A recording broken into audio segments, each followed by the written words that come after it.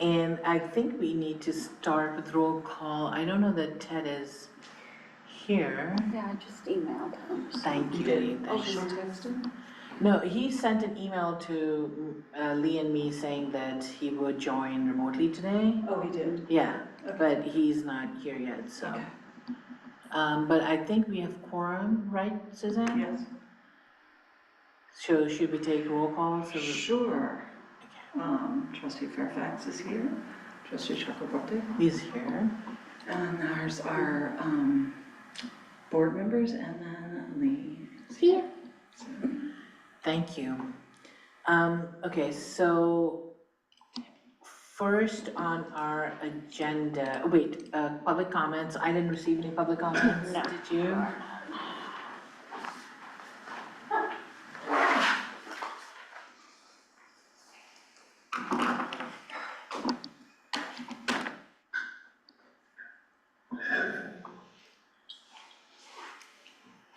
Okay, and there's nobody signed up to give a public comment or in person here. So now I guess the next item on our agenda is the discussion of the executive director search. And we're wondering if there are updates and conversation that Koya would like to lead. Sure. Well, while we're still public, right? Yeah, while we're still in public session. Yeah, this is Yeah. open session. So what I would say from Koya's end is, as you know, we launched into the market on October 8th. Since then, we have been doing outreach to folks in regards to this role. That outreach has included emails, phone calls, connections via LinkedIn. So far, we've reached out to over 350 contacts on this search. That list will continue to grow based on our own research, on referrals from folks we're speaking to, and the library's own networks and outreach. Now, we shared a report with the committee specifically, which is confidential because it includes individuals' names, titles, and current companies. That report was shared on Thursday and indicated that we had 20 individuals who had expressed interest in the position and that Koya is in the process of screening them. Since that report was shared, we have had additional applicants, so is a very fluid process. We're continuing to see outreach and interest from folks. The screening that Koya does is two-part. One, Amber Gomez, managing associate, have initial conversations with candidates to make sure that they're aligned with the location, the salary, and the timeline for the hire. And start to have high-level conversations on how their experiences align with the position profile, which is publicly posted. We share that information with the search committee. The search committee suggests ways in which we might want to learn more about different candidates based on the needs of Oak Park Public Library. And my managing director, Tricia Sutrisno, who's absent today, has more in-depth conversations with candidates to get that additional information and nuance so that we can have kind of fully informed conversations about any applicants with the search committee before deciding who the search committee might like to meet in first round interviews.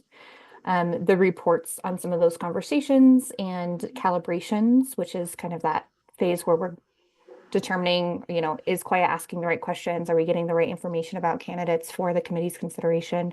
That's what we'll do today in closed session, since we're talking about specific individuals and specific resumes and want to maintain that candidate confidentiality. Thank you. I'm trying to figure out, I want to make sure that we have as much of this conversation in open session as we can. So obviously, we have to respect the confidentiality of applicants. Can you say anything about, because I would like to be, for the search committee to be able to give an update at our board meeting, which is tomorrow.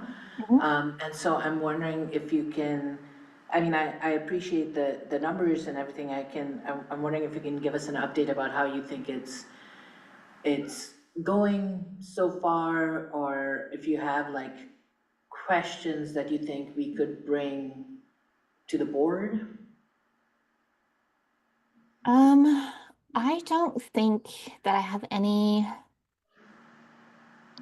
specific questions top of mind for the board right now. I think depending potentially on what search committee members say about these resumes that we're going to talk about. There might be board conversation or board questions.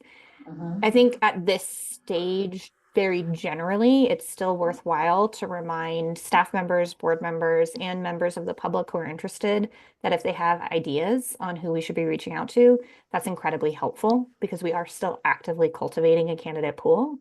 Of course, if somebody applies in 2, 3, 4 weeks, we'll share that application with the committee, but great to get ahead of that. So for example, in our last meeting, I know trustee Theodore Foss mentioned that we should send outreach to Dominican University in the library there. That's outreach that we added to our list. And so as we're growing that pool of candidates, any suggestions that are specific like that are really helpful now, as opposed to in like, frankly, like 3 months or 4 months. Right. We don't want to get to the end of the search and have someone say, well, why didn't you reach out to this person or that organization? Like, we want to hear that now.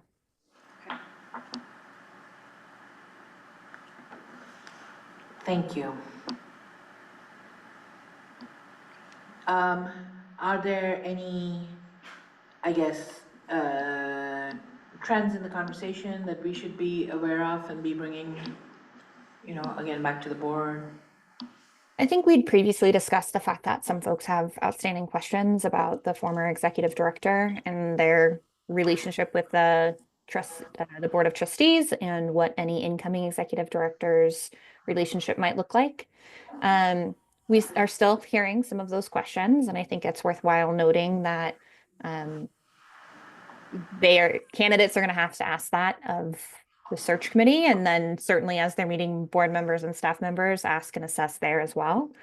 I think a general trend, not specific to Oak Park Public Library, but one that we have seen since March 2020, and one that's affecting every search is the location for folks can be a barrier. So when we're recruiting for a role that is remotely based, we do tend to get more applicants because remote role doesn't require a move. With folks who are with organizations where the role requires a specific location, we do tend to see fewer applicants. That's not to say we're not seeing a good number for Oak Park Public Library. I think we really are. But I would say that's kind of the second biggest question we get, or kind of comment that we get, is like, this sounds amazing, but I can't make a move, which is common since 2020. Because I think we hear from folks a lot that if they wanted to make a move, they made a move. Now they're settled. They're not looking to move again over Okay. But you would say, I think I heard you say, Amber, that you would say that you're not worried necessarily about the number of applicants or the number of people who've reached out, who've expressed interest? Yeah, I think we're on track and I can run some specific numbers on that, but I would say this is what I would have expected. We're not hearing crickets, which is good. And we are hearing from folks who are outside of the Oak Park region. We're talking to folks in Denver and on the West Coast and in the South and on the East Coast. So we are getting national interest, which I think is positive and speaks to Oak Park's reputation generally. But I would say the bulk of the folks we're talking to tend to kind of be regional, at least like if they're not in Illinois, they're kind of in states around Illinois. Okay, perfect. Are other search committee members, do you have any questions? Again, I would like to remind us that, we need to have as much of this conversation in open session as possible. So again, Amber, if you're able to tell us anything, even about the process, about the resume calibration, that does not bring up particular applicants, or if we need to, I think we should be having that discussion in open session. Yeah, I think one question that we have is and I'm trying to say this without naming specific titles because I don't want to name an individual's title and have that kind of give away who we're talking to and Sure. what candidates we might be talking about. I think our impression and understanding is that Oak Park Public Library needs a seasoned executive director. We are talking to folks who do not have that title, but have held senior level leadership positions and are at the point in their career that they could step into an executive director role. And some of the resumes we want to talk about are folks who kind of fit that bill, and we want to get a good understanding from the Oak Park Search Committee, how that might be received. Because I think there are some ways in which somebody who's stepping to an executive director position for the first time, they might be fully up to speed on finances. Maybe they've managed big budgets in a specific program or as part of the larger organization, or they've managed big teams and they've got staff management down. But maybe they haven't done as much external relations and they might need support there. So thinking about the ways in which candidates are going to spike in certain areas and maybe need support in others, and what capacity there is within the existing organization to support those areas that folks might need support in, is part of today's conversation. So I guess if I had to boil that question down for discussion in an open session without naming a Yeah. title or an organization, I would say generally speaking, we'd love to talk through, if somebody doesn't have the executive director title, but they've been a senior level leader, how appealing are they as a candidate? That's a really good question. What do we think? And that actually kind of folds into what my question, if I were to ask in a general way, would be is what, if that not receiving applications so far from people who already have an executive director position, like if you see that as matching any other trends kind of in searches, if it relates to the not wanting to move, kind of how that might fit in with your experience. Well, and to be clear, we do have some applications from executive directors, or we're in conversation with folks who are intending to apply and have the title executive director. We've just raised a couple of specific resumes to discuss during closed session that don't have that title. So it's a bit of a mixed bag. I would say generally, folks who are currently serving as executive directors tend to take a little bit more time to apply, because they're busy being executive directors. So that might be one reason we see other applications coming in sooner before we see the executive directors coming in.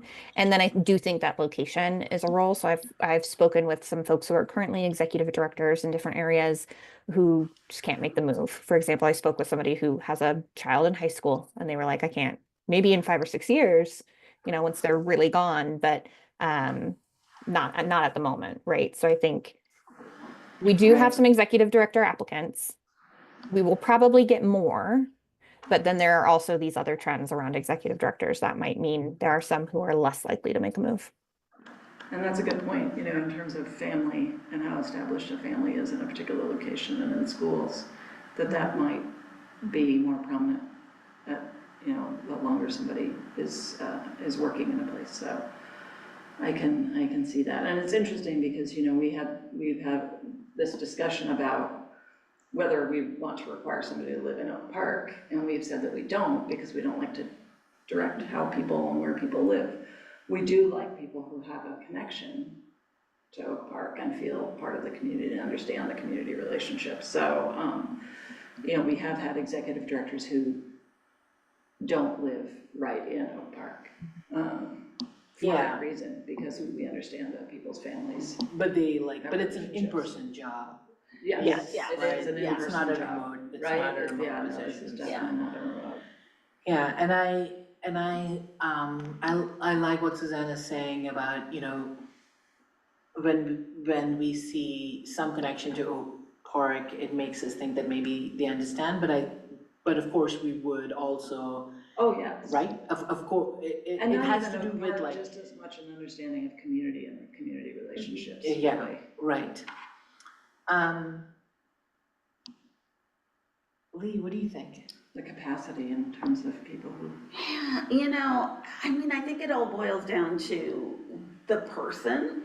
There are gonna be some standard things that we're gonna expect this person to do. The external relationship building is a really big part. Like, that is at the heart of Oak Park. And I feel like if they're able to demonstrate that they have those skills to do that, even if they're not currently doing that, I think we would be open to that. You know, when we say we want a seasoned executive director, you know, we are in the kind of position where we need somebody to hit the ground running. A lot of things to do, getting to know the community and the other taxing bodies and the other, you know, people and personalities in Oak Park. That's gonna take a long time.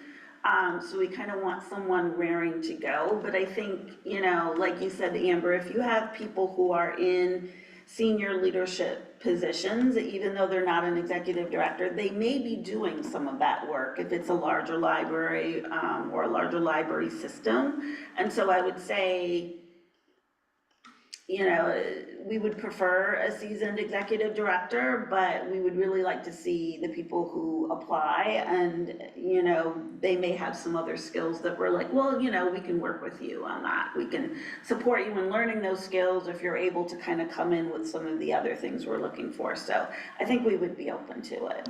I would think, given that we have such a strong leadership team, you know, kind of a, you know, a bit of a horizontal, you know, or a democratic kind of leadership team that has, I mean, you all are amazing. So I think with that, that is something that lends to somebody coming in who maybe has not been kind of like executive director, deputy director, you know, more of that kind of structure. Yeah. Because you all are leaders and you do great work, so. I think that, And I think we can, you know, probably get more into it when we look at the individual. yeah, and I think that my thought, Suzanne, was almost exactly like yours. Like I would love to know, like, one of Amber's questions was, if I understood correctly, Amber, like where we feel like Oak Park Public Library is most equipped to help support a candidate or support a new executive director, versus like deal-breaking abilities or whatever. But I feel like maybe, am I right? I feel like maybe we should not have that conversation in open session, because it may inadvertently imply something about our current staff and leadership that I think would just be in violation of the exceptions to the OMA. Does that sound right? Yeah. Yeah, I think we are at a point where we're looking at something that's related to the specific applicants and some of the specific questions. Yeah. And we don't want that to be. Right, exactly. Because it's public, and the specificity of our team. But I do think, and again, since our full board meeting is tomorrow evening, I feel like this is a question that we could bring back to the full board too, you know, and get a sense of, because there are maybe things that we can say, and Neely will of course be at the board meeting. I'm sorry, I shouldn't assume, but you're usually there at the board meeting, so I assume you'll be there tomorrow too. And, you know, to get that mix of the search committee's perspective, that includes both board and staff members, I think that would be, or leadership members, I think that would be important. I mean,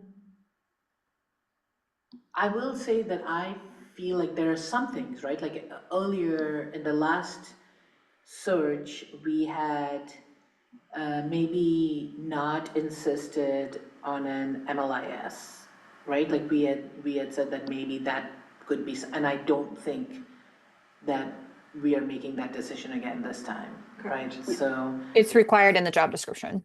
right. Which I don't, again, I don't want to bring up specific applications, but I was just sort of thinking through that one.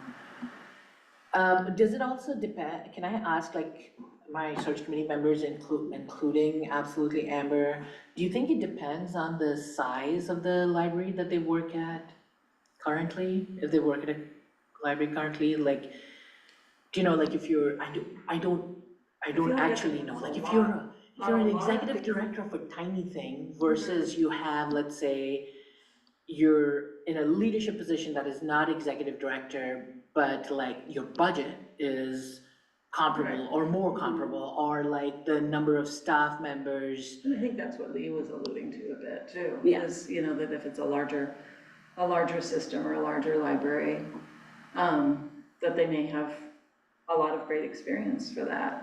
It also, depends on what the community they're working with and what sorts of focuses. I mean, to me, I think leadership style and leadership skills is a big piece. And Yeah, people can get that in a lot of different ways in working environments. yeah. At the same time, like, it's maybe easy. Uh,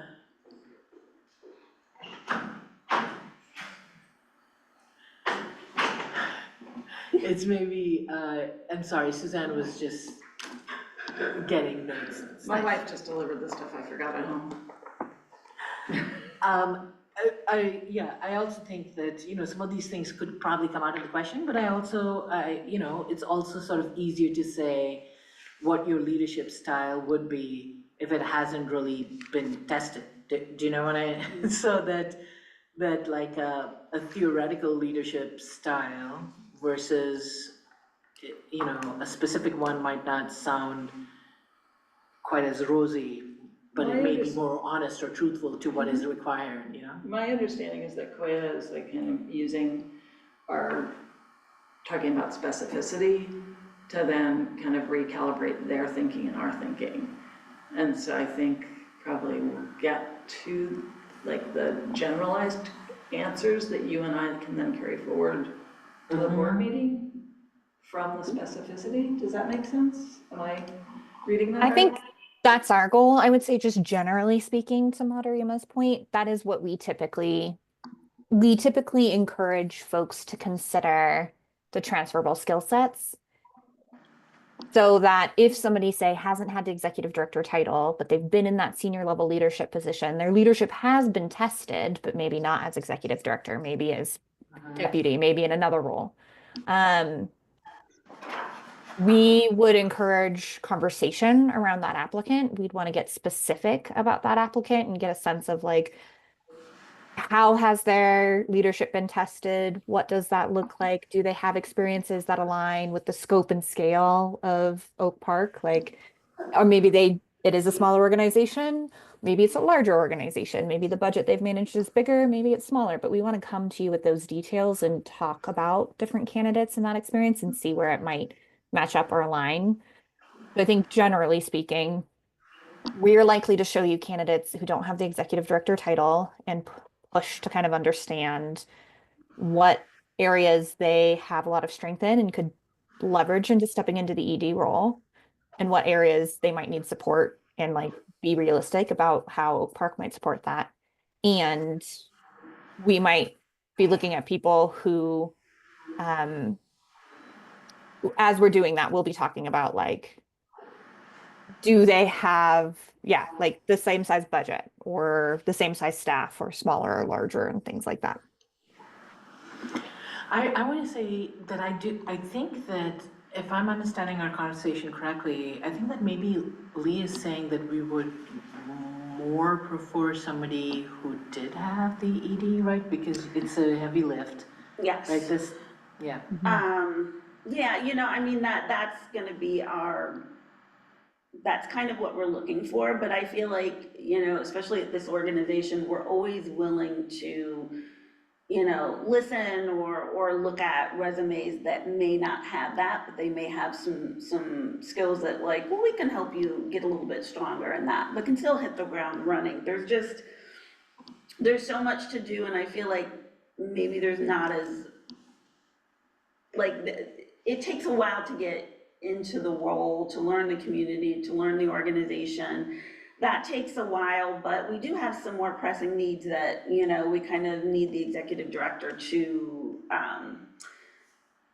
take on. And so, I think it depends on the applicant. I think it depends on, the experience, but, I think we're open to looking at people who perhaps aren't an executive director, but are close enough in that leadership level that could easily slip into that role. So can I ask, you said that you think that there are some ways, that you expect, obviously, a person in the job to grow into the position and everything, but you said there are some pressing needs. do you feel ready to maybe articulate what some of those pressing needs are? Because I think that that might help, Amber, like if, you know, there was like a staff perspective or your perspective from actually having done this, what you think might be, you know, essential. And if you're, I mean, again, if you have some now, that's great, or we could talk about more at the meeting tomorrow, or, I don't know, what do you think? I mean, I'd have to think about that a little bit. You know, just kind of what we've been focusing on now is, you know, we're handling the budget kind of in a new way. Balanced budget, requires a little bit different, thinking than I think we had, previously, of like, you know, really looking through every new service and program and idea that we have and kind of looking at the financial implications of that.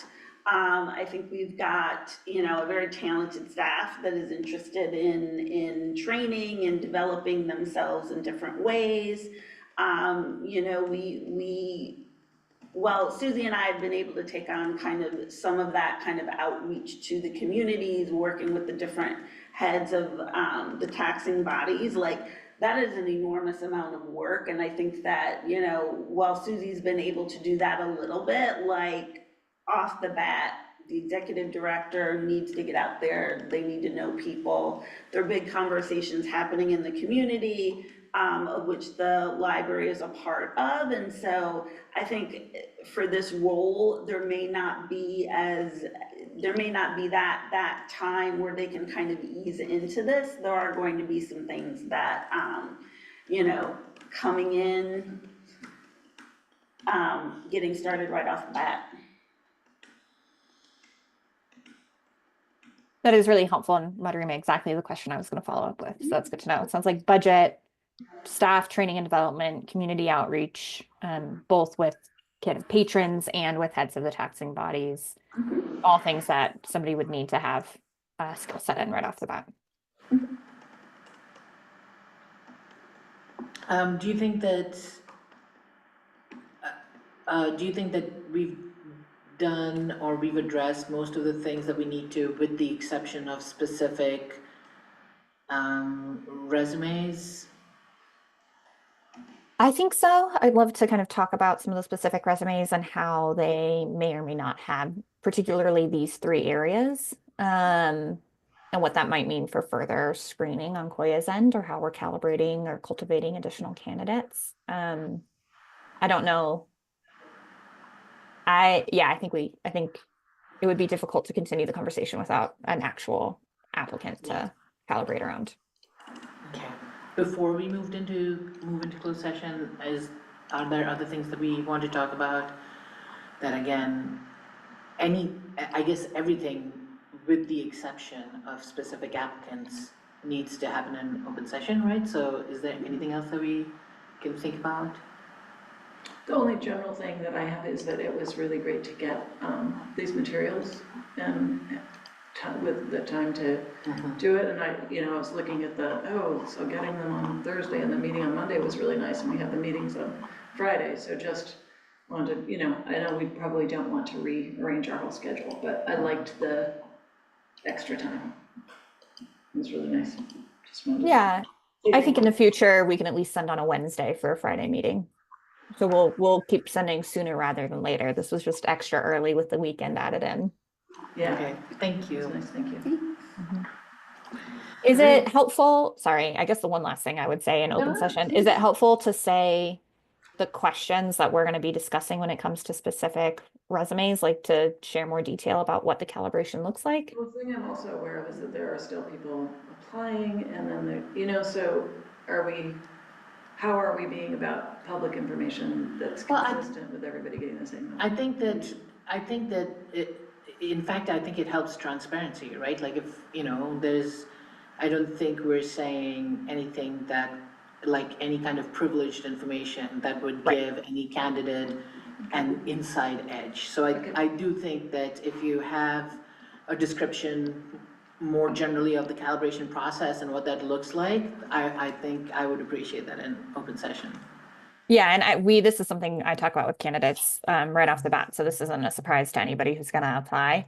But calibration, we are sharing specific resumes with the search committee, and we are going to report on, these are the questions we're asking them. I described some of the questions earlier, really related to skill sets and characteristics as outlined in the position profile. Here's what we've learned that we think this specific individual might be an interesting candidate. Here's where we have a question. What more information do you need? What types of questions would you be asking that we're not asking?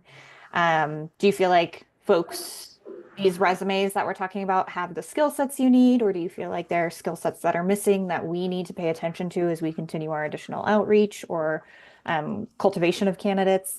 And then if there are any specific questions about an application, somebody's past professional experience or a transition that they made or anything like that, we would flag those questions. So just very generally, those are the types of things we're talking about in calibration, but the answers to those questions are specific to each candidate and going to be discussed, I would say, in closed session. Okay. So in that case, is there a motion to enter closed session? So moved. And is there a second? Second? Lee second? Second. A second. And, okay, so we're going to move into closed session to discuss specific privileged information that has to do with applicants. And we'll come back to open session once the work in closed session has wrapped. Okay, thanks, Amber. You have the link? Yes. Okay, thank you. Yep.